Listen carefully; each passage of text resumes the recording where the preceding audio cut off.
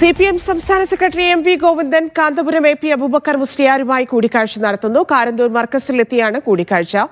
മുഹമ്മദ് ഷംസീർ ചേരുന്നു. ഷംസീർ, വിവരങ്ങൾ.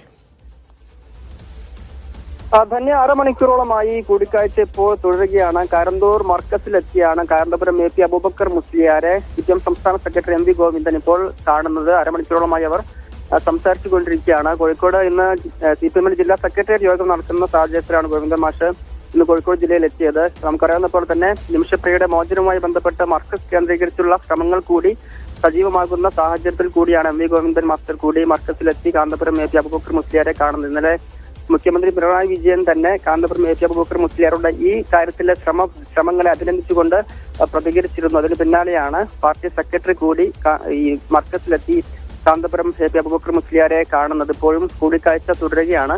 കൂടിക്കാഴ്ചയ്ക്ക് ശേഷം ഗോവിന്ദ മാഷ് മാധ്യമങ്ങളെ കാണുമെന്നാണ് അറിയിക്കുന്നത്. ഏതായാലും നിമിഷപ്രിയയുടെ മോചനത്തിന് വേണ്ടിയുള്ള ശ്രമങ്ങൾ തുടരുമെന്ന് തന്നെയാണ് മർക്കസ് വൃത്തങ്ങളും ഇപ്പോൾ വ്യക്തമാക്കുന്നത്. ധന്യ.